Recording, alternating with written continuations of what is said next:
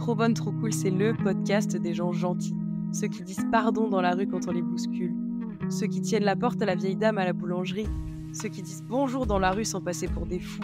C'est tous ces gentils-là que j'ai envie de recevoir en micro de Trop bonne, trop cool. Toutes les 2 semaines, un gentil, une gentille, où on parle de tout et de rien. Qu'est-ce que ça fait de grandir quand on est gentil ? Comment on fait pour éviter d'être sans cesse un paillasson pour les autres ? Comment on tire son épingle du jeu sans perdre justement ce qui nous caractérise le plus, notre gentillesse ? Je veux prouver aux autres que être gentil ne veut pas dire être faible et qu'on peut réussir sans être un requin. J'espère que l'épisode du jour vous plaira autant qu'il m'a plu. Je vous laisse avec l'invité du jour.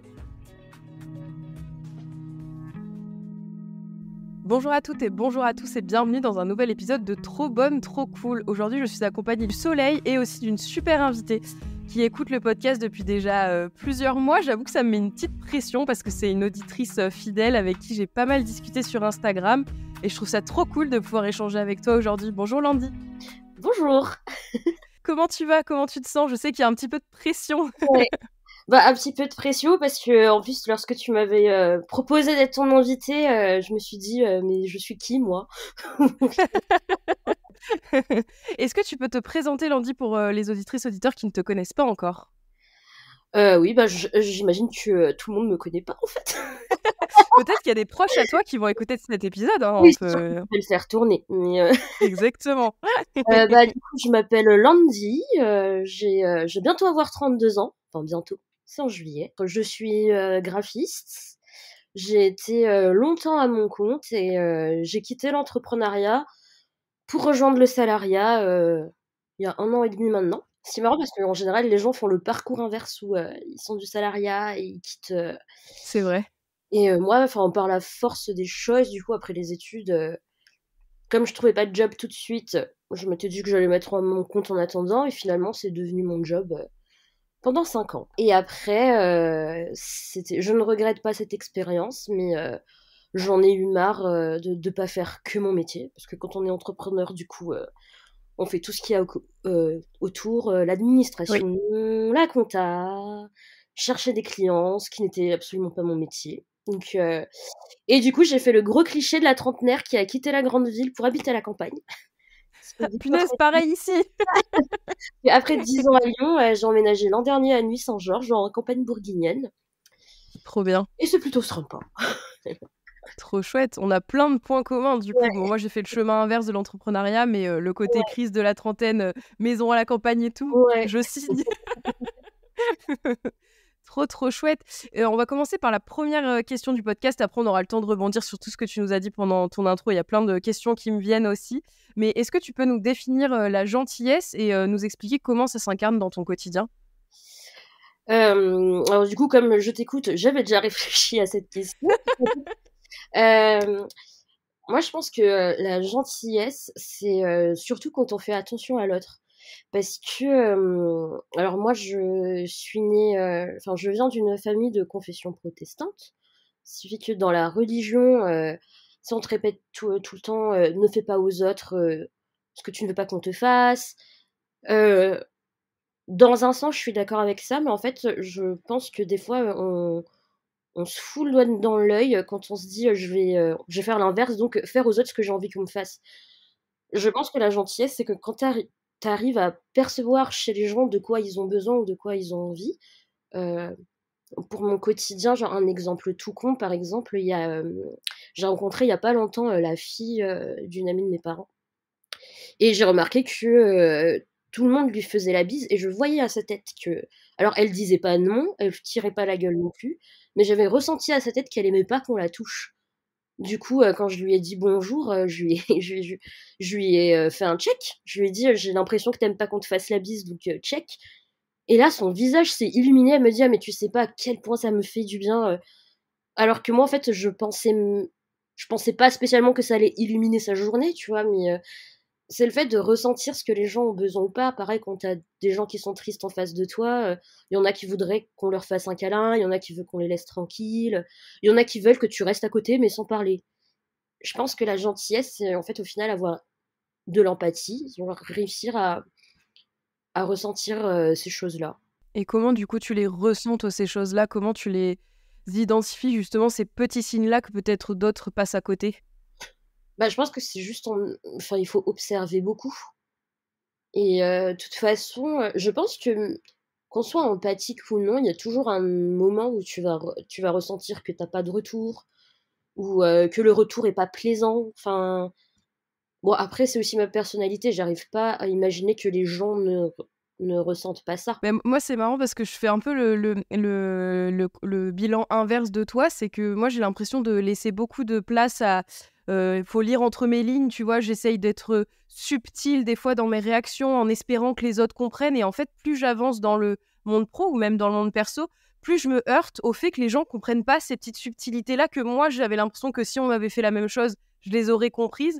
Et en fait, du coup, ça me frustre un peu parce que, du coup, je me mets à la place de l'autre en disant: «Bah, je comprends pas, j'ai laissé penser que, j'avais pas envie d'y aller», mais enfin, tu vois, je sais pas, j'ai l'impression de laisser des signes un peu partout et il y a pas grand monde qui les identifie ces signes-là et donc je me dis qu'à terme, en fait, c'est trop fatigant, tu vois, de Ouais, laisser les autres lire entre les lignes. Moi, au bout d'un moment, maintenant, j'essaye, en tout cas, c'est pas évident, hein, c'est un long chemin, mais de verbaliser les choses, dont j'ai besoin, les choses qui me plaisent moins, les choses qui me plaisent, tu vois? De plus le dire parce que, la lecture entre les lignes, j'ai l'impression qu'il y ouais. a pas grand monde qui prend le temps, en tout cas, de le faire. Après, je relate tout à fait ce que tu dis parce que moi j'ai longtemps fait ça et je pense que je le fais encore aussi, j'essaie de beaucoup garder pour moi. Alors moi, c'est pas tant dans le sens où, j'ai envie que les gens puissent lire entre les lignes, mais, j'ai toujours peur que des choses soient mal interprétées et j'ai toujours peur, enfin j'ai toujours peur d'être relou.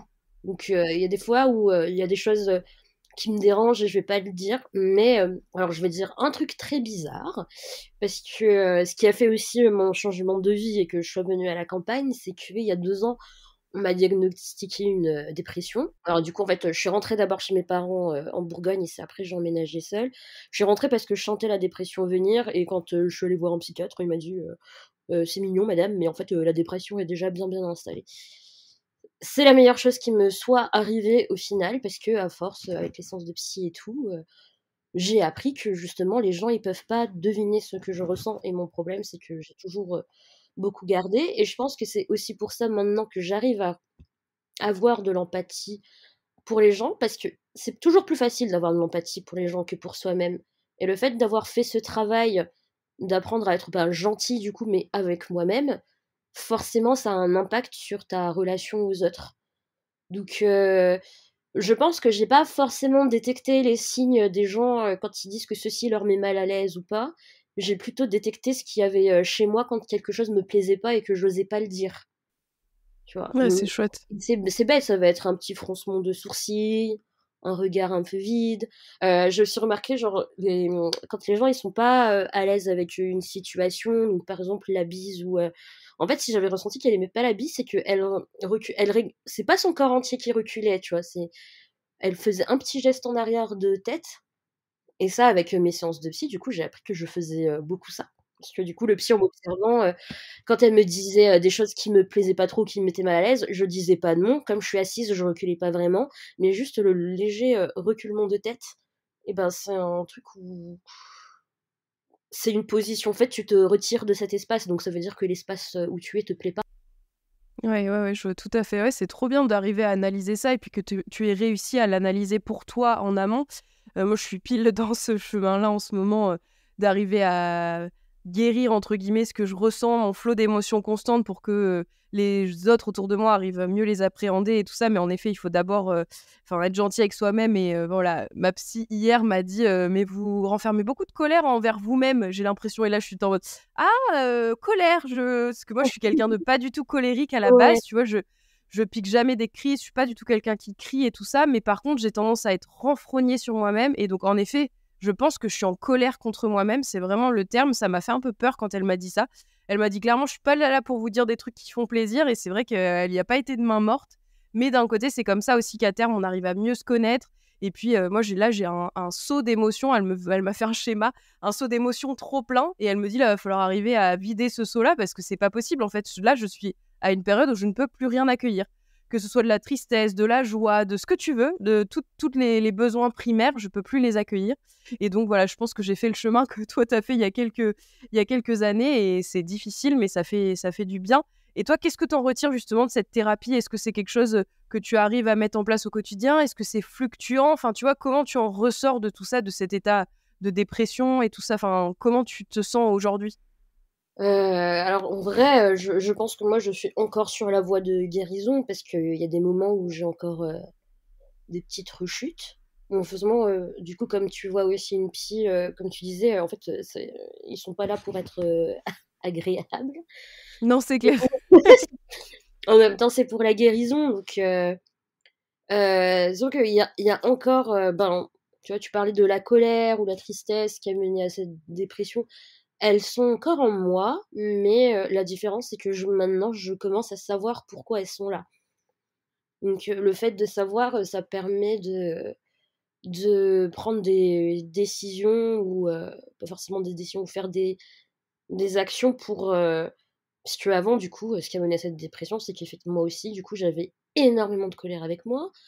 Heu, le fait, d'avoir, beaucoup suivi, le monde militant, qu'il soit féministe, antiraciste, en vrai, ça a pas aidé. Alors attention, je ne dis pas que ce sont des causes pour lesquelles il faut pas se battre, au contraire. Mais, se nourrir de beaucoup de colère quand on est déjà très, très en colère, ben, c'est pas bon, surtout quand on sait pas d'où, vient cette colère, quoi. Donc où j'en suis aujourd'hui, j'en suis que, je travaille, justement ce fait de parce que du coup, être gentil avec moi, ça a été, ben, la raison pour laquelle j'ai habité à la campagne aussi, c'était en fait, j'étais fatiguée et je j'avais pas envie, d'abandonner, que ce soit mes rêves. Donc j'avais ma boîte à l'époque, j'avais tous mes potes à Lyon. Ça faisait 10 ans que j'habitais à Lyon, donc en fait, c'était pratiquement toute ma vie. J'avais l'impression d'être une totale loseuse si j'arrêtais tout, alors que plus rien fonctionnait en fait, que ce soit au niveau, professionnel. J'étais devenue irascible, même avec, certains de mes potes. En fait, je suis passée soudainement de très gentille à pas méchante, mais je voulais plus rien laisser passer parce que j'avais l'impression de tout le temps me faire marcher dessus et tout. Je sais plus où est-ce que je voulais en venir en balançant ça. C'est souvent comme ça, t'inquiète. Mais oui, oui, je vois l'idée de. Bah ouais, c'est que ta coupe devait être trop pleine aussi. Et, Ouais. et du coup, ça a été quoi le déclencheur? Est-ce que tu as identifié un élément qui a vraiment fait déborder ton vase et tu t'es dit, il faut que je déménage à la campagne, il faut. Est-ce qu'il y a un élément déclencheur ou est-ce que c'est vraiment à force que tu as pris cette décision? Enfin, tu vois, comment ça s'est passé aussi ce cheminement-là, que tu savais que c'était ça qu'il te fallait? Donc comme je te disais, ça faisait 10 ans que j'habitais à Lyon. Lyon, c'était vraiment ma maison et c'était en juin 2021 où j'étais dans mon espace de coworking et on n'était que 2 dedans. Donc c'était le mois de juin, donc beaucoup de coworkers étaient soit partis en vacances, soit enfin je sais pas où est-ce qu'ils étaient. C'est très personnel et pas très cool ce que je vais raconter. Il y Tu a le un racontes que si tu as envie, hein. Il y a Oui, pas oui, de, tu vois. il y a un très gentil monsieur qui est rentré dans mon coworking, qui est venu vers moi, qui m'avait dit que j'avais l'air de venir de Madagascar, et je dis bah oui, parce que je viens de Madagascar, et qui a commencé à me balancer beaucoup de choses racistes, comme quoi, je vais pas dire tout ce qu'il a dit, mais entre autres, il avait dit qu'il fallait que je parte d'ici, que j'étais pas chez moi, Oh, que punaise. les gens comme moi étaient des enfants de Satan et que bientôt la France allait retrouver sa gloire d'antan.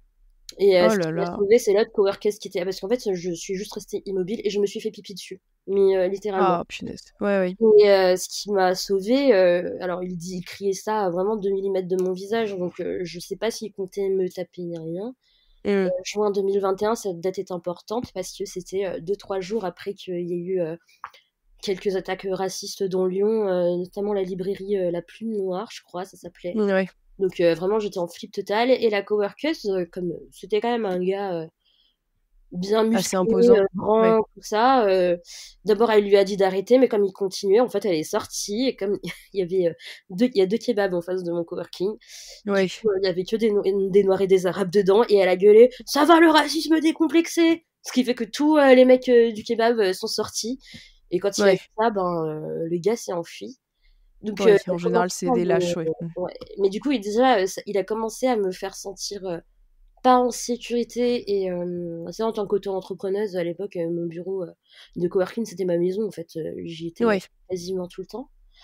Et le truc, c'est qu'après, on a voulu porter plainte. Donc, la gérante de mon coworking a décidé de porter plainte aussi. La police a refusé sa plainte en disant qu'il fallait que ce soit moi qui porte plainte. Ma plainte à moi, évidemment, n'a jamais abouti. Ça, je Ah, m'y attendais. Et en fait, j'ai commencé à arrêter de me sentir chez moi à ce moment-là. Ça a été ouais, bah, je comprends. les élections qui ont suivi, en plus, évidemment, entre tout ce qui tournait sur les réseaux, évidemment, je me sentais encore beaucoup moins chez moi. Et c'est une des raisons pour lesquelles j'ai eu envie de au moins rentrer chez mes parents. Parce qu'en fait, en plus de ça, j'avais dû arrêter ma coloc. Mon dossier d'auto-entrepreneur faisait que personne ne voulait de moi pour un appart. Ce Ah, qui fait que punaise. les 6 mois qui ont suivi cette histoire, en fait, j'avais littéralement pas de maison. Donc, Ah oui. j'ai jamais été à la rue parce que j'avais des potes. Et au bout d'un moment, je me suis dit, en fait, je me sens déjà pas chez moi je me sens plus chez moi dans cette ville. Mais en plus, j'ai même pas ma propre maison. Je dors sur des canapes. Alors, les copains qui vont écouter ça, vos canapes, c'est vraiment très confortable et vraiment, j'apprécie. Vraiment, j'apprécie Enfin, c'était un privilège d'être dans cette situation-là et de ne pas se retrouver à la rue, quoi.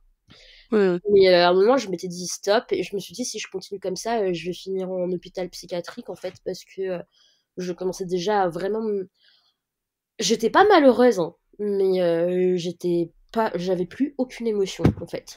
J'étais Ouais. devenue, en fait, je vivais au jour le jour donc j'avais comme je disais tout à l'heure, j'avais plus la place de rien accueillir du tout parce que quasiment toutes mes journées, c'était où est-ce que je vais dormir ce soir.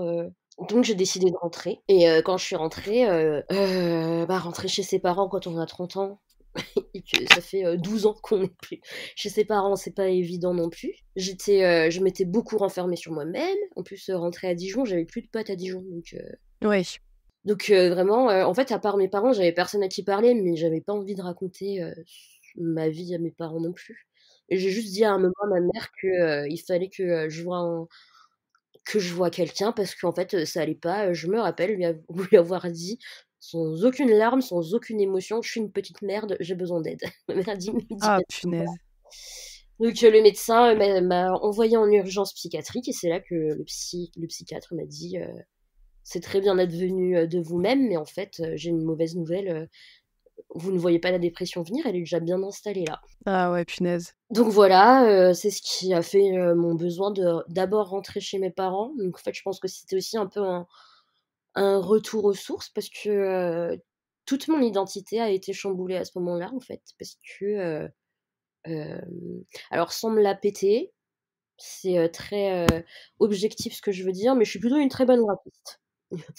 C'est un truc dont j'étais sûre de moi. J'ai toujours été très fière de ma double culture, le fait d'être originaire de Madagascar, mais d'avoir vécu en France et tout ça. J'ai toujours pris les deux. Et en fait, ces deux choses-là, le fait de plus avoir de maison, parce que ça a aussi un impact sur mon boulot, donc je ne trouvais plus de clients Ouais, bien sûr. et tout ça. En fait, toute mon identité a été ébranlée. Donc je ne savais plus qui j'étais, ni qu'est-ce que je voulais faire. Et j'ai vraiment eu ce besoin de me recentrer, de recommencer à zéro aussi.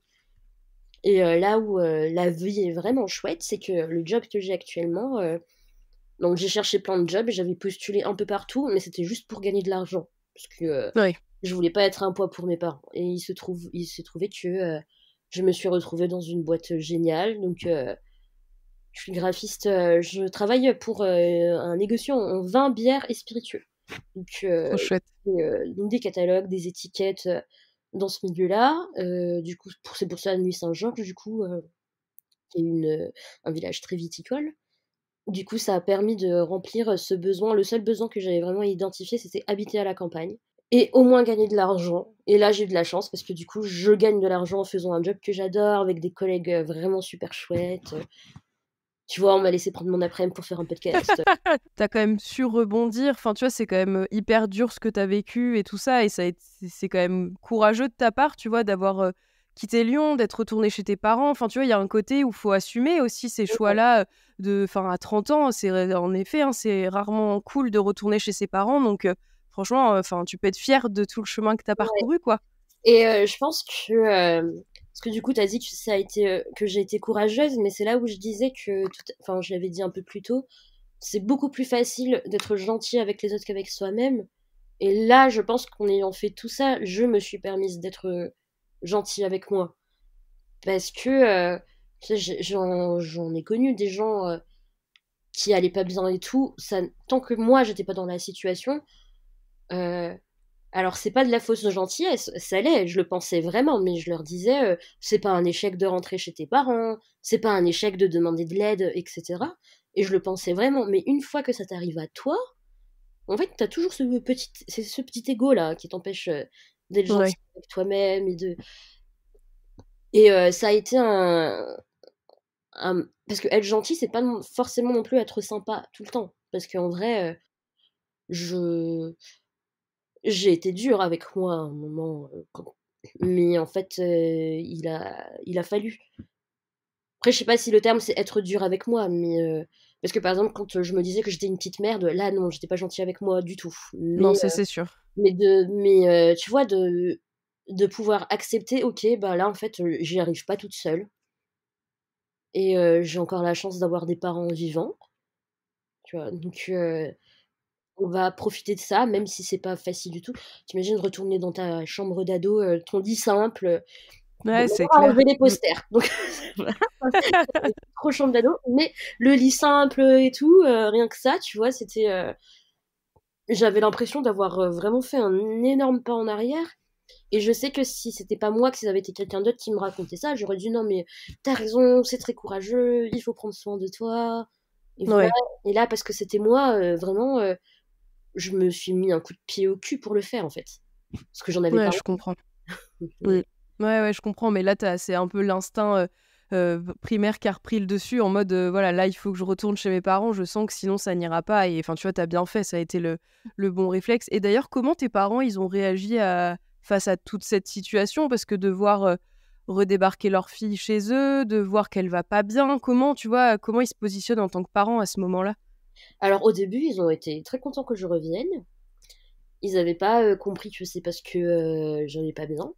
Mmh. Et par contre, quand ils ont compris que j'allais pas bien, ça a été très dur, surtout pour ma mère, parce que du coup, tu vois, dans la culture malgache, tu vas pas voir un psy. On règle ses Ouais. problèmes tout seul ou alors en famille, mais les psys, tout ça, c'est un problème de blanc, si je puis dire. Ouais, Et ouais, il y je a vois aussi l'idée. le côté protestant, du coup, pour ma mère, si ça va pas bien, ben, en fait, tu demandes à Jésus et tout ira beaucoup mieux. Et là, j'étais en mode, bah, déjà, dans ma foi à cette période-là, j'étais plus du tout là-dedans.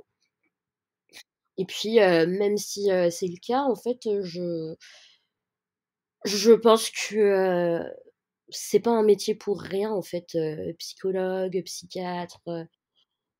Si ça existe, c'est parce qu'il y a un besoin, quoi. Et donc, au début, ma mère a dit: «OK pour voir un psy, mais surtout tu prends pas les médicaments». Sauf que moi, quand j'ai été face au psy, elle dit: «Bah, moi, je vous laisse pas le choix, enfin, Mmh. pas le choix, il m'aurait pas obligé, tu vois?» Mais, il m'a dit: «Il vaut mieux quand Le même». mieux pour vous, c'est les médicaments, quoi. Mmh. Après, il a été malin quand même, hein. Il a beaucoup expliqué comment ça se passait, dans mon cerveau, comme quoi j'avais tellement épuisé, les hormones du bonheur et cetera là, que mon cerveau avait besoin d'aide pour que je répète à ma mère justement. Et finalement, ma mère a fini par dire oui, et puis elle a aussi vu les effets, parce que c'est une fois que j'ai pris des médocs que j'ai commencé à rechercher du taf, que j'ai recommencé à avoir envie enfin avoir des projets, même si c'était pas très long terme, mais parce que quand j'allais pas bien, le seul truc que je faisais, c'était m'occuper de mes plantes. Et ça, et de mon chat. Et ça, le médecin m'a dit, c'est déjà bien, parce qu'il y en a qui les Ouais. laissent mourir, tu vois. Donc, Mmh. et en fait, ça aussi, ça m'avait redonné une petite lueur d'espoir, que le psychiatre me dise ça, le fait que j'ai gardé. Parce que je lui disais que j'avais plus goût à rien du tout. Genre, mon métier, par exemple, j'adore ça. Ce qui fait que pendant mon temps libre, je faisais des petites illustrations pour moi-même avant. Quand ça allait plus bien, je faisais que dormir. Ça prouve aussi que tu tiens encore au monde qui t'entoure, tu vois? Et que tu as envie aussi de prendre soin des autres et tout et c'est je pense que c'est aussi thérapeutique de prendre soin d'un animal, de prendre soin des plantes. Je pense que, tu vois, il y a un truc derrière, je suis pas psy, hein, mais où on aurait enfin, tu as envie qu'on prenne soin, de toi comme, tu prends soin de tes plantes, quoi, tu vois? Donc ça dénote d'un truc assez fort en effet, ouais, c'est tout bah, écoute, c'est hyper, fort comme partage et tout ça et c'est vrai que la dépression, il faut en parler, c'est hyper important et puis je sais pas si toi, tu étais dans cette posture-là. Moi, je pense pas, pour être honnête avec toi, je pense pas être dépressive, mais voilà, je suis dans un petit état, pas cool en ce moment que j'essaye d'analyser. Mais est-ce que, avant de tomber en dépression, c'était un truc que tu regardais d'un œil, ça arrive qu'aux autres? Tu vois? Comment c'était quoi ton rapport à la dépression avant de vraiment être dedans et tout ça? Parce que c'est vrai que c'est un truc qu'on entend depuis qu'on est gamin, enfin, tu vois? On sait que ça existe, mais toi, c'était quoi ton rapport avec cet état-là? Ben, juste alors oui, j'étais vraiment dans un mood ça arrive qu'aux autres, moi, pour te dire, depuis que je suis petite, on m'a toujours appelée, le petit soleil, la joie de vivre, c'est ce qui me, décrivait beaucoup. Donc je ne pensais vraiment pas que ce serait un truc qui m'arriverait. J'ai eu des moments où, j'ai été très triste parce qu'en fait, bon ça aussi je vois avec, la psy, mais, j'ai toujours des je vis pleinement mes émotions. Ce qui fait que quand je suis très heureuse en fait non, quand je suis heureuse, je suis très heureuse et quand je suis triste, je suis très triste. Des fois, ça a toujours, étonné, les gens de mon entourage, des fois, enfin pas les gens de mon entourage, les nouveaux gens qui rentraient dans mon entourage. Oui. Des fois, ils avaient l'impression, que j'exagérais un peu, quand j'étais trop heureuse ou trop en colère ou trop triste. Mais, du coup, je m'étais c'est pour ça aussi que je pensais que la dépression était en train de venir, mais pas qu'elle était déjà installée. C'est que je m'étais dit: «Là, je suis juste dans un moment où je vais pas bien et comme je vis toujours tout à fond, je vais pas bien».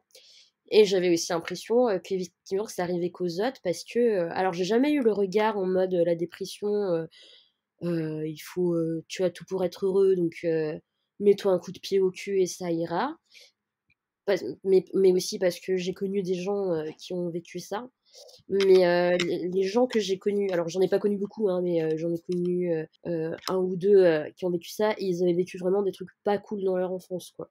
Du coup, comme j'ai eu une enfance heureuse, je m'étais dit, «Ben, ça m'arrivera pas à moi, quoi». Et au final, une fois que, j'ai été dedans, j'ai eu aucune, pudeur à en parler. J'ai réalisé que beaucoup de gens de mon âge étaient dedans, en fait. Mmh. Et ma mère a dit: «Mais qu'est-ce que vous avez les trentenaires? Vous avez tous besoin de voir le psy». Je dis: «Bah, écoute, le monde va mal, tout Mmh. brûle autour de nous là, on est dans un monde anxiogène, en fait». C'est pour ça que moi, quand, je suis tombée sur ta page Insta, parce qu'en fait, avant de connaître le podcast, j'étais tombée sur ta page Insta. Quand je voyais les trucs des gens gentils, je me suis dit: «Oh mais voilà, trop cool, on va mettre un peu de bonheur dans mon feed». Et j'ai commencé à suivre que plein de trucs, rigolos, et tout ça parce qu'en fait, voir les mauvaises nouvelles et tout ça. En fait, même, dans les causes qui m'intéressent, j'ai unfollow, beaucoup d'influenceurs, dans l'antiracisme ou le féminisme. Je me suis dit: «J'en mets un ou 2 comme ça je me tiens quand même au courant» parce que c'est important, de savoir où on en est. C'est important aussi de voir si moi j'ai soit des choses à corriger chez moi, soit si j'ai peut-être des actions que je pourrais faire, donc il faut quand même Ouais. que je me tienne au courant. Par contre, il faut pas que mon fil d'actualité ce soit que ça, quoi. Parce que, en fait, enfin, le feed, c'est un truc que tu vois tous les jours, donc je peux pas me nourrir que de mauvaises nouvelles, que de choses qui vont mal. Voilà, j'ai besoin de petits chats, de petits soleils, et Mais de je gens pense que c'est gentils. c'est que tu es vachement, perméable et tu vois, c'est le côté, moi je pense que je l'ai aussi, ce côté éponge, tu vois? Où j'arrive à me mettre mal de trucs que je lis qui me sont pas arrivés, mais tu vois, je sais pas, je pense que c'est une surempathie où on se met tellement à la place des autres et où tout ça nous pollue, en fait, nous-mêmes, alors que c'est pas arrivé à nos proches. Mais je sais pas, il y a un truc où c'est voilà, c'est le côté éponge et je pense que on partage, ça, toi et moi et je pense qu'il faut se préserver davantage parce que, ouais, on vit tout plus intensément et moi, on m'a toujours Ouais, reproché aussi d'être trop tout. Je le dis souvent dans les ouais, épisodes et voilà et c'est ma particularité à moi. Je suis trop intense, trop triste, ouais, trop joyeuse, trop ce que tu veux, mais bon, voilà, je pense qu'il faut nous prendre, comme ça et ça fait partie de nous et c'est aussi chouette, tu vois? Je nous trouve, plus motivante, plus inspirante. Enfin, tu vois, j'essaye aussi de me nourrir moi de ce côté-là de ma personnalité qui peut aussi vachement nourrir les autres, quoi. Donc j'essaye de pas voir que le négatif quand on me reproche ça. Et justement, ça me fait rigoler ce que tu dis, que ta maman disait que les trentenaires, qu'est-ce que vous avez? Que vous êtes beaucoup à être dans cet état un peu dépressif et tout. Je suis en train de me renseigner et je pense que je vais faire un épisode là-dessus, mais il paraît que la génération 90, donc dans nos âges, moi je suis née en 93, toi Ouais. tu dois être né en 91. Me rajoute pas un an de plus, s'il te plaît. Pardon, 92. pardon, excuse-moi. Ah oui, punaise, je vais avoir 31 ans, merde, j'ai loupé une année. Donc, on n'a qu'un an d'écart et que notre génération de millénials, là, comme ils aiment à les Ouais, appeler, on est une génération un peu perdue. On a des ouais, caractéristiques on a connu, tu sais, le changement, Internet est arrivé dans nos vies, les réseaux ouais, sociaux, il y a beaucoup de choses qui ont évolué en l'espace de 30 ans. Et du coup, déjà, on a une énorme différence entre nos parents et nous, et nos grands-parents. Alors que nos parents et nos grands-parents, ils ont euh, ouais, ils ont connu un peu la même chose, même si il y a de nos grands-parents qui ont connu la guerre et tout ça, mais en termes de vie, de cadre de vie et tout, on est beaucoup heurtés au fait que nos parents ne nous comprennent pas toujours. Et alors que tu vois, la génération d'après, déjà, que ce soit des ados à l'heure actuelle ou même nos enfants peut-être plus tard, ils seront heurtés à ça parce qu'on les comprendra plus, on aura plus, tu vois, de ressemblance. Et donc, je crois que la génération 90, on a un peu une génération de paumés, quoi, tu vois. non mais alors je sais pas si tu dois sûrement les voir, mais il y a souvent des blagues là-dessus sur Instagram sur la Gen Z Oui, qui genre la Gen Z ne veut pas travailler, ne veut plus travailler aujourd'hui, veut tout sans rien faire et du coup bah non c'est pas qu'ils veulent tout sans rien faire, c'est que ils veulent ce qu'on leur doive en fait, donc ils veulent un travail où on respecte leur vie privée, ils veulent un exactement. salaire adéquat. Genre, j'ai vu plein de. Surtout la blague de. Comment elle s'appelle l'influenceuse? C'est une RH, là. Un amour de chef sur Insta, et du coup, il y a souvent ces trucs sur la Gen Z, et ça me fait marrer. Je me dis, bah oui, en fait, c'est ça le problème, c'est que la Gen Z, elle ose dire. Nous, on nous a appris à être soumis, à accepter, même si c'est pas juste.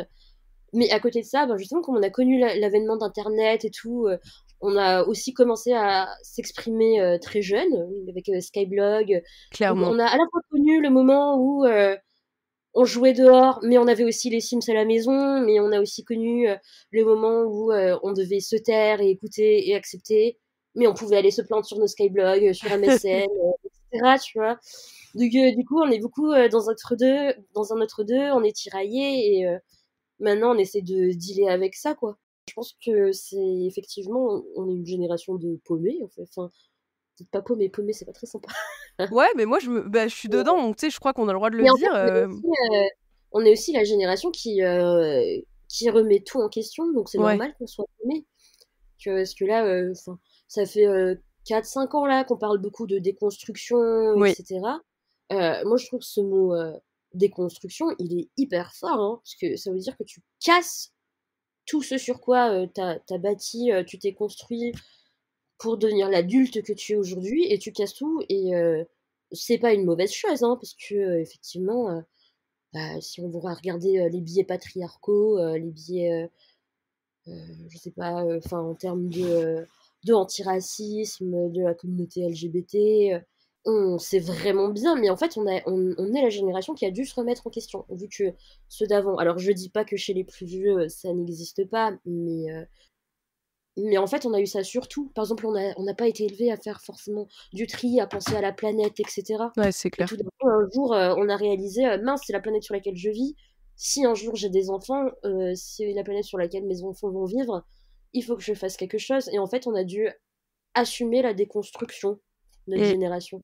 Alors que la Gen Z, comme eux, ils ont grandi dans le milieu où enfin, dans un moment où tout ça était déjà en questionnement, bah, ils ont grandi avec le questionnement, et du coup, ça fait pas des paumés. je vois tout à fait ce que tu veux dire. Enfin, c'est vraiment ces trucs-là dans lesquels je suis. Moi, tu vois, je me pose beaucoup de questions autour de la grossophobie, de comment j'ai grandi aussi avec les magazines, le côté faut faire un XS sinon t'es grosse. Et puis grosse, que ce soit un gros mot, quoi. Tu vois, ça me gonfle de pas assumer ce mot-là. Quelqu'un qui est gros, c'est pas une insulte, quoi. Tu vois, d'être gros ou grosse, c'est pas une insulte, mais avec comment on a grandi, dans la cour de récré, dans les magazines, dans même moi, ce que ma mère m'a transmis, c'est pas bien d'être gros, quoi, tu vois.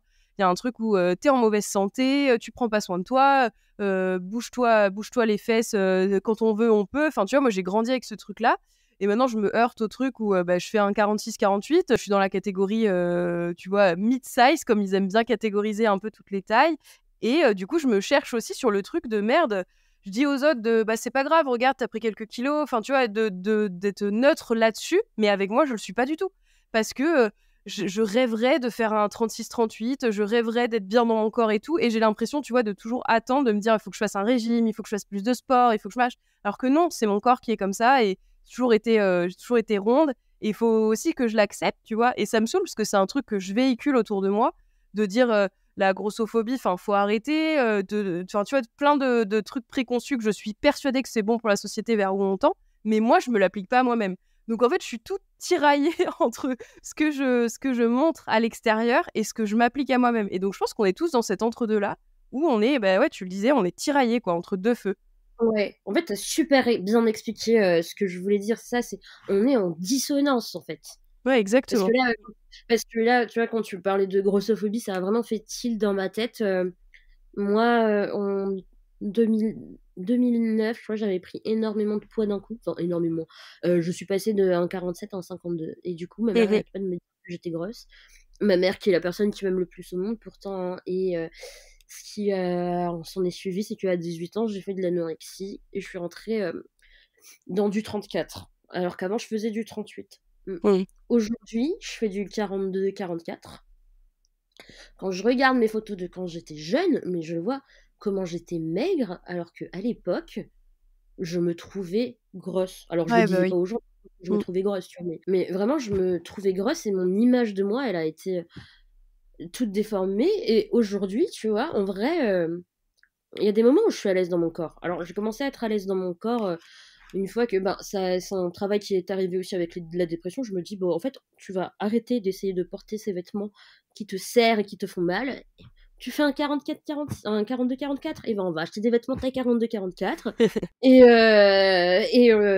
puis, alors je m'habille toujours très colorée, mais du coup, quand j'ai repris du poids, j'ai commencé à ne plus me permettre ça. J'étais tout le temps en noir, gris, pour essayer de cacher mon corps. Et du coup, je me suis dit, bah non, là, on est dans un monde où on ne dit plus que pour être belle, il faut faire du 36 et être comme si. On se dit que pour être belle, ben, il faut être dans le body positive. Voilà, t'es une femme, t'assumes ton corps, tu te trouves belle, machin et tout. Bah, en fait, face à une copine qui fait du 42, je peux très bien lui dire, et très sincèrement, que je la trouve très très belle. Mais quand je me regarde moi, il y a encore ces mots, je me dis, non, mais et il y a le tiraillement où là en ce moment je suis célibataire, mais une période où quand j'étais en couple, alors que je suis en mode hyper féministe. Mhm. Moi, les tâches c'est 50-50, hein, c'est pas, je suis pas la meuf qui va te faire la popote machin et tout. Ah, j'étais avec mon mec, mais en fait je reproduisais ce schéma-là que je connaissais du couple hétérosexuel que j'ai vu depuis toute petite, alors que quand j'étais pas dans ce couple-là, tu vois, j'étais en mode non, la femme, elle peut rêver de sa carrière, la femme, elle fait tout ce qu'elle a envie. Mais moi, une fois en couple, ça m'y arrivait à un moment de genre la question se posait si l'un de nous devait laisser son job parce que l'autre veut partir à l'étranger, par exemple, Ouais. qui c'est qui. Euh, Moi, tu vois, je dis, bah, naturellement, c'est moi qui vais arrêter et je vais te suivre. Et maintenant, quand j'y repense, je me dis, bah non. Donc, je pense qu'il est là. Oui, c'est peut-être pour ça que les trentenaires, du coup, on est paumés. C'est qu'on est dans des dissonances totales où, justement, tous ces bouleversements de la société, bah, comme on disait tout à l'heure, c'est nous qui avons vécu on a connu l'avant et l'après, en fait. Ouais, le plus gros changement, je pense, qui s'est opéré durant nos années où nous, justement, on s'est construit. Et donc, comme tu dis, d'apprendre à tout déconstruire, bah, ça demande du temps. Et puis, je pense qu'on n'est pas très indulgent aussi avec nous-mêmes. Ce qui nous entoure est pas très indulgent non plus avec nous. Enfin, tu vois, nos parents, ils comprennent pas hein, qu'on soit paumé à ce point-là. Et en tout cas, moi, dans mon cas, tu vois, c'est pas des sujets du tout que j'aborde avec mes parents parce que enfin, tu vois, c'est le truc où quand je me suis mise à mon compte, mon père et ma belle-mère n'ont pas compris. Enfin, ça veut rien dire, tu vois, se mettre à son compte, pour eux, c'est un entre-deux, c'est pas un vrai métier. Et maintenant, ils sont super Ouais, contents de là où j'en suis aujourd'hui, mais ça reste quand même, moi, tu vois, j'ai grandi avec le truc de le travail, ça doit être pénible. Tu dois en chier pour ouais, travailler. Le travail, c'est pas un ouais. plaisir. Et du coup, quand bah, à mon compte, au début, j'étais en mode, mais c'est vachement agréable, je fais ce que je veux quand je veux, bah, j'ai grandi avec le truc de merde, bah, c'est peut-être pas un vrai métier, quoi. Tu vois, c'est pas dans l'ordre des choses de prendre du plaisir au travail, quoi. Alors que si, maintenant, je cherche plus que ça. Enfin, tu vois, justement, on travaille 80% de notre vie. Merde, enfin, tu vois, je veux prendre du plaisir Bah, oui. en travaillant, quoi. d'ailleurs, ça vient d'où, cette idée que le travail doit être pénible, quoi? Bah, je pense que c'est qu'avant ils avaient des travails plus physiques, tu vois? C'était, le Mmh. côté ouvrier. Enfin moi, en tout cas, j'ai grandi dans un milieu plutôt, pauvre et donc c'était j'ai pas grandi avec des parents qui travaillaient dans des bureaux ou ce genre de choses et donc j et mes grands-parents pareil, mon grand-père était mécano, ma grand-mère elle recousait des chaussures. Enfin, tu vois? Je pense que, Ouais, j'ai grandi avec cette idée de, ouais, ça doit être fatigant physiquement, ça doit être, ouais, ça doit être dur. Enfin, tu fais des gros horaires, tu un boss en général qui te crie dessus. Enfin moi, je sais pas, j'ai vraiment grandi avec cette image-là de, l'ouvrier maltraité quoi, tu vois? ouais. Bah, moi, tu vois, du coup, mes parents, ils bossent dans des bureaux, mais mon père, il bossait à la poste. Ouais. Il détestait son job, il était, d'ailleurs, c'est grâce à mon père que, j'ai fait, mes études, de graphisme parce que ma mère, elle voyait plutôt un truc genre, médecin, Ouais. ouais, ces trucs-là et mon père lui a dit, «Toi et moi, on sait ce que c'est que de faire un métier qu'on n'aime pas», donc C'est trop bien qu'ils aient eu ce truc-là. Moi, je sais pas, mes parents, c'est vrai que j'ai grandi avec le truc de tu fais un métier à tes 18 ans jusqu'à la retraite, quoi, tu vois? Il y avait pas de ouais, moi, je sais que j'ai eu toute la phase avant de me lancer à mon compte où j'ai beaucoup changé de boulot, où j'allais tu vois, j'ai fait plusieurs CDI, j'ai fait plusieurs choses et tout, en l'espace de 4 ans et je sais que, bah, pour mon père, ça lui paraissait très instable. Le fait que je me lasse très vite, que je change très vite d'avis et tout, pour lui, c'était pas normal, quoi, tu vois? Il fallait, tu rentres dans une boîte, tu fais toute ta carrière dans une boîte, tu gravis les échelons et tu pars à la retraite. Enfin, moi, tu vois, j'avais vraiment cette conception-là. C'est tous ces trucs-là, mais tu vois, je me dis, ça fait vraiment matière à discuter parce qu'on traverse tous les mêmes choses et en tout cas, j'ai l'impression qu'on n'en parle pas assez parce que, enfin voilà, moi, je me sentais seule un peu à traverser tout ça. Je me disais, merde, c'est pas ouais, possible. Je suis sûre de pas être la seule à avoir toutes ces choses internes qui se bagarrent. Donc, c'est trop cool de pouvoir échanger avec toi qui traverse la même chose. Et justement, il y a une question qui me vient par rapport à ton retour au salariat. Comment tu ouais. as, accueilli ça, le fait de retourner dans un schéma plus «classique» entre gros guillemets, avec, quelqu'un qui est au-dessus de toi dans la hiérarchie? Comment ça s'est fait? Est-ce que tes boss sont au courant de ce que tu as traversé? Enfin, tu vois, comment tu te positionnes face à tout ça aujourd'hui? Bah, mes boss, ils le savent très bien. Alors disons, quand, j'ai eu le poste et que j'étais pas encore au courant que ça allait être, aussi cool, enfin, je me doutais que ça allait être cool parce qu'évidemment, il y a eu l'entretien avant et il y a eu vraiment une très bonne vibes, genre on avait matché. Donc Trop bien. j'étais pas trop inquiète sur l'ambiance au travail. Au niveau des tâches, j'avais, un peu peur, tu sais, quand on est graphiste, on a toujours 15 millions de retours et cetera. Et en fait, j'étais pas inquiète parce que je me disais, au final, quand j'étais auto-entrepreneur, tu vois, genre moi j'étais payée, une fois que le projet était fini, que j'envoie ma facture et souvent, les boîtes, elles te payaient la facture à genre, 30 jours fin de mois ou Mmh. 60 jours fin de mois. Du coup, tu recevais les sous un mois ou 2 après avoir, envoyé ta facture. Sauf que ta facture, tu l'envoies quand le projet est fini. Donc des fois, ils te font, 15 000 de retours, donc même si tu renvoies des papiers après pour dire, «On est en train de déborder, donc il y aura ça en plus» et qu'ils disent: «OK», ben, tu quand même pas les sous. Là, Ouais. j'ai mon salaire donc tous les mois, donc je me C'est dis: «Faites-moi de retour autant que vous voulez, je serai payée quand même à la fin du mois».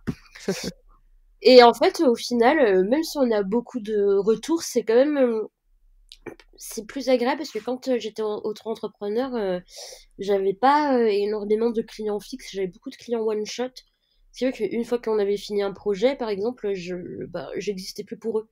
Donc si j'avais pas la curiosité, d'aller chercher sur, LinkedIn, Insta ou, sur internet quoi, je ne savais pas si on était advenus. Ouais. Alors que là, je vois tout ce qui sort, quand des choses n'aboutissent pas, je sais pourquoi elles n'ont pas abouti. Quand elles ont abouti, ben, je vois l'objet, final, réalisé, du coup, c'est vraiment super cool et en fait, je préfère. Ouais, tu te sens plus inclus dans une équipe et tout ça, c'est aussi, mais c'est hyper important parce qu'ici, on parle beaucoup d'entrepreneuriat parce que, bah, c'est dans le monde dans lequel j'évolue, tu vois? Mais c'est trop cool, de pouvoir échanger aussi avec une salariée qui est épanouie, qui est tombée sur des patrons qui comprennent qui elle est pour enfin, ils t'ont recruté pour ta personnalité, pour toi et du coup, je trouve que c'est un super beau message il faut en parler aussi, tu vois? Des côtés positifs du salariat. Mine de rien, il y en a beaucoup. Oui, je pense qu'un truc, alors je sais pas si c'est, si c'est au niveau de toutes les boîtes ou si c'est que moi. Mais moi, quand j'étais auto-entrepreneur, j'étais aussi beaucoup confrontée au fait. Là, tu vois, tu as mon visage. Je t'ai dit, j'ai 32 ans. Ça m'arrive encore quand je vais acheter de l'alcool en magasin, on me demande ma carte d'identité, tu vois. En plus, là, on est en visio, donc tu vois pas, mais je fais 1m49, donc je suis petite, j'ai une tête Ouais. d'enfant, je suis une meuf. J'ai été quand même beaucoup confrontée à des fois où on m'infantilise et ou alors on mettait un peu ma parole en doute. Ici, ben, j'ai postulé avec un CV, ils ont vu mon parcours, ils ont vu mon book. Je suis traitée comme une professionnelle. Et ça aussi, ça fait du bien, tu vois. Genre, on ne remet pas en doute mes compétences. Alors, au contraire, on y fait confiance. On me demande mon avis. Si- euh, je peux expliquer en toute sérénité pourquoi je suis arrivée à cette créa-là plutôt qu'une autre. Quand j'étais auto-entrepreneur, vraiment selon les personnes qui étaient en face de... Enfin, souvent quand c'était des gens à peu près du même âge et tout, ça allait très bien, mais Oui. dès que c'était des clients un peu plus vieux, j'avais vraiment beaucoup de mal. Et je le sentais vraiment à la manière dont il me parlait, qui parlait avec une enfant, quoi, alors qu'avec mes autres collaborateurs, parce que du coup, j'étais à mon compte, mais je travaillais avec d'autres entrepreneurs, d'autres corps de métier, genre, j'avais mes collègues mecs qui avaient à peu près le même âge que moi, mais bon, eux, ils sont plus grands. Ils ont des têtes, enfin, ils font un peu plus leur âge, mais oui, ils sont. C'est aussi des mecs, on va pas se mentir, Ouais, tu c'est vois. clair, Eux, c'est ce ils que j'allais parlent, dire. c'est des pros, tu vois. Moi, je parle, genre, enfin voilà quoi. Et du coup, ça fait aussi plaisir. Ouais, c'est clair, de pas être jugé pour son physique, pour son sexe ou quoi que ce soit. Je peux Ouais, comprendre aussi que ça fait du bien. Moi, j'avais un de mes anciens clients qui m'infantilisait beaucoup, qui, parce que j'étais une femme, me prenait moins en considération ce que je disais. Et puis, je voyais que j'étais qu'une exécutante et que j'avais pas mon mot à dire. Et franchement, c'est hyper dégradant. Enfin, il y a un côté où tu te dis merde, j'ai aucune valeur ajoutée, quoi. Enfin, limite, une ouais. stagiaire de 18 ans pourrait faire ce que je fais, quoi. Et ça, franchement, des fois, c'est hyper dur. C'est hyper dur. Je comprends. Et en plus, dans ces moments-là, il y a des moments où, moi, je me rappelle, j'avais un client. Alors, je sais qu'il écoutera pas le podcast, hein, donc je balance. Bon, je vais quand même pas te dire c'est quoi la boîte, mais tu vas rire. Hein. Bon, c'est un mec, il a sa boîte. Bon, il avait beaucoup d'argent à dépenser aussi, mais il me faisait des millions de retours. Il voulait que je mette sa photo dans son logo, mais genre la photo de sa tête. Non D'accord. pas la photo détourée de cette lettre, tu vois, genre pas une illustration de lui Oui, oui, je vois, je vois. optimisée pour faire un logo, quoi. Et je lui disais, mais on peut pas faire ça. Et j'ai essayé de lui expliquer 15 000 fois pourquoi il voulait pas. Et moi, j'essayais de lui faire des propositions qui lui iraient, qui se rapprocheraient de ça, mais sans mettre les photos. Il a pas voulu. Bon, bah, moi, au bout d'un moment, j'ai besoin de manger, de payer mes factures. Ouais. Du coup, j'ai besoin qu'il me paye. J'ai fini par lui faire. Et par exemple, je lui ai dit, vous mettez pas mon nom dans les crédits de que ce soit de la charte ou rien, parce que j'ai fini par faire tout ce qu'il demandait. Et Oui, c'est mais ça, en fait. normal. Il avait son truc en tête. Ouais. Et en fait, il ne m'a pas prise parce qu'il aimait ma patte. Il m'a prise parce qu'il s'est dit, c'était la première année où je m'étais lancée. Donc, il a dû se dire, elle est jeune, elle a besoin de thunes, elle vient de créer sa boîte, donc elle a besoin de son premier client. Et je pense il est même pas allé voir mon book, par exemple, quoi. Oui, oui, c'est clair. Mais là, tu vois, moi, je me rends de plus en plus compte que ça, c'est pas lié au salariat ou l'entrepreneuriat, c'est lié aux personnes, en fait, que tu as en face de toi. Oui, Enfin, moi, tu vois, je vois vraiment la différence entre quand j'ai commencé et que j'étais moins sûre de moi et que je pense que j'y allais plus sur la pointe des pieds. Donc, ouais, je pense qu'on pouvait plus abuser. Des fois, c'est le cas, hein, ça dépend aussi de comment tu te sens à l'instant T. Mais maintenant, j'essaye de bosser avec des clients qui me respectent, qui me ouais, valorisent, qui me considèrent aussi en tant que personne. Et du coup, en fait, j'aurais été salariée pour ce client, ça se serait passé pareil. Je suis entrepreneur pour ce ouais, client, ça se passe pareil. C'est juste, en fait, la personne que tu as en face de toi. Et donc moi, au bout d'un moment, je me dis qu'il y a des clients avec lesquels je suis faite pour travailler et d'autres clients avec ouais, lesquels je ne suis pas faite pour travailler. Et toi, tu vois, c'est typiquement ce qui se passe aujourd'hui. Tu es dans une boîte qui est respectueuse, qui est juste en fait ouais. ce qu'on demande à une entreprise, Oui, mais c'est tellement rare. Enfin, c'est pas. Il y en a, et heureusement, mais tu vois, c'est tellement rare qu'il faut le souligner que ben voilà, c'est comme ça qu'on a envie d'être traité dans une entreprise et que c'est logique en fait d'être traité comme ça. c'est vrai. Et si, quand tu dis ça, c'est marrant parce que des fois, quand j'en parle à des amis, et encore aujourd'hui, tu vois, je parle comme si ma boîte, c'était le truc le plus génial du monde. Du fait que non, mes collègues, j'ai une directrice de création géniale, des collègues géniaux. on est bien traité, on est plutôt bien lotis et tout ça. Et un jour, j'ai une pote à moi qui m'a dit mais tu sais, t'en parles comme si c'était un truc magnifique alors que c'est juste la normalité. C'est juste que Mais c'est partout vrai. ailleurs où c'est horrible, c'est ça qui devrait pas exister. Et je me suis dit ah oui, c'est en fait c'est comme quand on dit ce mec est trop cool parce que il aide sa meuf à élever leur enfant, Mais machin et j'avoue. tout. Il est juste normal en fait, il est censé s'occuper de son enfant aussi. Et c'est pas aider, il est pas censé aider sa compagne, il est juste censé faire autant qu'elle, tu vois. Mais oui, mais pareil, tu vois, c'est des trucs qu'on a grandi avec et on en revient au sujet de la déconstruction. Enfin, clairement, tu vois, c'est tous ces sujets-là qu'on trimballe dans notre petit baluchon, là, et que voilà, il faut apprendre à dealer avec. Mais c'est trop bien parce que tu vois, c'est des sujets que j'ai pas trop abordés encore dans le podcast et tout, donc ça amène un autre éclairage et je trouve trop bien ton témoignage parce que c'est important de parler de tous ces sujets-là et voilà, je suis trop contente de te recevoir aujourd'hui, vraiment, c'est un plaisir.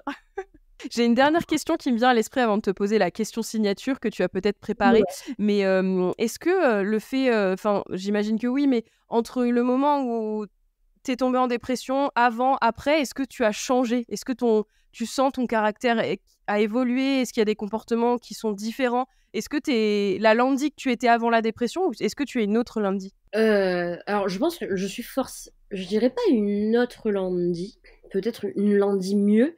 Je sais pas, j'ai pas en toute Non, humilité. mais si, mais en tout cas qui se sent mieux peut-être avec elle-même. C'est pas, je suis pas une nouvelle Landy dans le sens où celle que j'étais avant fait partie de mon histoire de toute façon. Mais je pense que je suis une meilleure Landy, en tout cas au moins pour moi-même. Ouais. Voilà, j'ai appris à m'occuper de moi aussi. À... Une des choses qui me faisait très peur aussi dans le fait de prendre soin de moi, c'est que j'avais peur de devenir une personne égoïste. Mmh, c'est Ça, on en intéressant. parlait avec ma psy. Et elle me disait, ben non, parce qu'en fait, si tu prends pas soin de toi, ben t'auras pas les bagages pour prendre soin des autres de toute façon. C'est clair. Mmh. Euh, c'est pour ça que je dis peut-être une meilleure Landy, parce que, tu vois, genre aujourd'hui, mais vraiment un truc tout con, je suis capable de dire non si on me propose une soirée, genre par exemple ce soir, parce que je suis fatiguée. Avant, j'osais dire non, mais en inventant une excuse. Ah Ouais, bah, je non, faisais pareil. maintenant, je suis capable de dire non, j'ai envie de rester tranquille chez moi. Et le fait d'avoir osé ça, ben du coup, ça m'a appris à ne plus être vexée quand quelqu'un me dit non juste parce qu'il en a pas envie. Ah ouais, c'est vrai que ça marche dans les deux sens. Ouais, parce que bah oui, bah moi aussi, ça m'arrive des fois de pas avoir envie, et ça veut pas pour autant dire que je t'aime pas, c'est juste que là, ce soir, j'ai envie d'être toute seule avec ma série ou mon bouquin. Voilà, ce qui fait que quand on me dit non aussi, ben en fait, je ne suis plus vexée et je n'insiste pas parce C'est que du coup, important. je le fais pareil pour moi-même, quoi. Ouais. Après, c'est difficile le côté insister, parce que moi, je sais que j'ai des copines, il faut insister pour qu'elles viennent, parce que tu vois, elles aiment bien se faire désirer, et du coup, c'est comme ça qu'elles fonctionnent. Alors que moi, c'est l'inverse. Si j'ose Ouais, te dire non, mais n'insiste pas, parce que tu vas me faire ouais, culpabiliser, mais un truc de malade, et je serai capable de dire oui, alors qu'à la base, j'avais osé dire non. ouais, Donc, c'est des trucs qu'il faut arriver à communiquer aussi autour de soi, de dire, bah non, là, si je te dis non, n'insiste pas, s'il te plaît, parce que tu sais que ça m'a coûté déjà. ouais. Je vois. Bah du coup, moi, enfin pour ceux qui sont vraiment proches de moi, en tout cas, ils le savent maintenant. Il y a juste un truc où si moi je propose par exemple, viens, on se fait une soirée ce soir, on me dit non une fois, je vais demander, t'es sûr? Je vais pas redemander une troisième fois par contre. Bon, je dis, Ouais, t'es ouais, sûr? ouais. Vraiment, t'as pas envie? Et comme ça, j'aurais un peu insisté si t'as envie de te faire désirer, tu vois, Voilà, mais c'est pas bien, trop. c'est juste l'effet entre les 2 pour que la Ouais, personne soit, voilà, si elle voulait se faire désirer, que ça marche et que ouais, s'il faut pas insister, elle te le dira à ce moment-là. ouais. Bah, c'était trop cool Landy, je suis désolée, je vais devoir, Bah arrêter oui, l'épisode ici parce que j'ai un call qui va arriver ouais. incessamment sous peu et c'est, voilà, c'est la période, très, très chargée du moment. Mais je vais quand même te poser la dernière question, du podcast. Est-ce qu'il y a un gentil ou une gentille que tu aimerais écouter au micro de Trop bonne, trop cool? Alors, j'en ai 3. On a le droit d'en avoir 3. Vas-y, tu peux m'en dire 12. 3, c'est très bien. Alors, les 2 premiers, c'est des copains. Donc, il y OK, a, je t'enverrai leur nom sur Insta, comme ça tu avec pourras les. plaisir. Il y a JD, qui est, euh, qui est mon ami, mais avant d'être mon ami, c'est le copain de ma meilleure amie que je connais depuis que j'ai 3 ans. Donc, OK. avant, c'était le copain de ma meilleure amie, maintenant, c'est mon ami. Ils sont toujours ensemble, hein, mais c'était. Je trouve que JD, c'est la personne la plus gentille que j'ai rencontrée de toute ma vie, je pense. Trop chouette. Vous pouvez papoter un peu. Tu mais c'est un petit gars, enfin un petit gars, il fait 1m92 hein.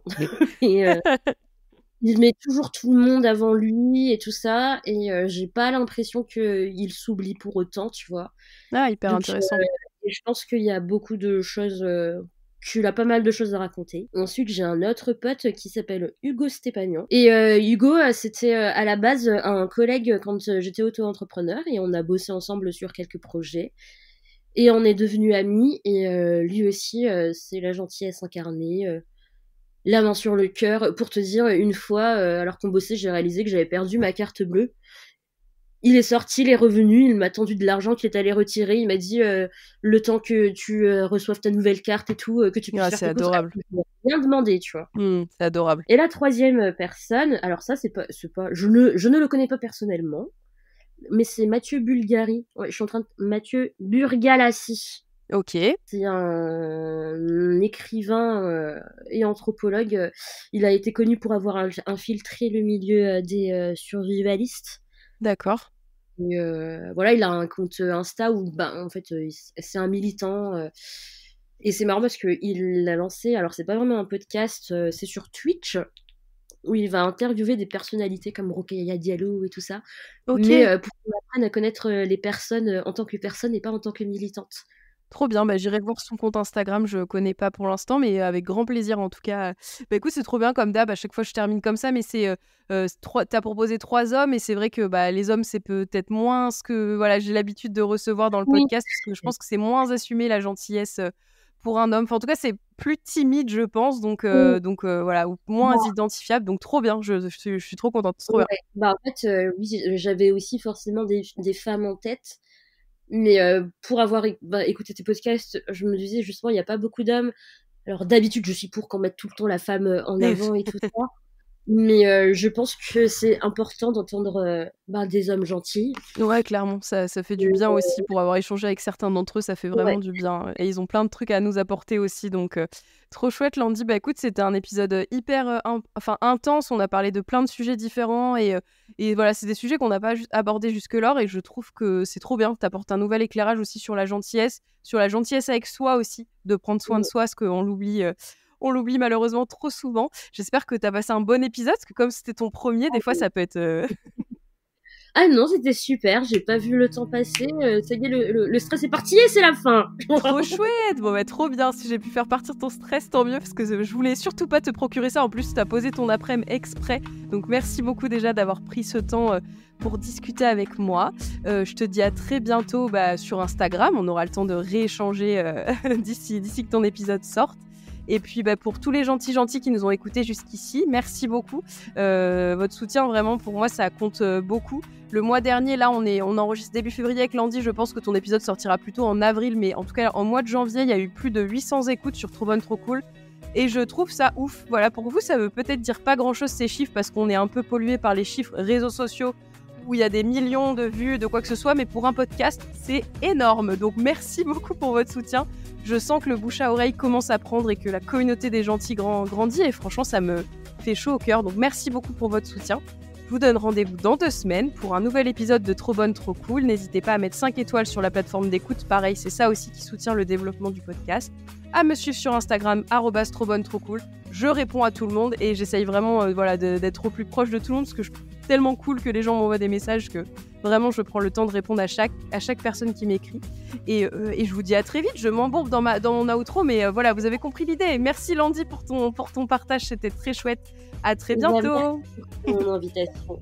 Avec plaisir. Des bisous à tous.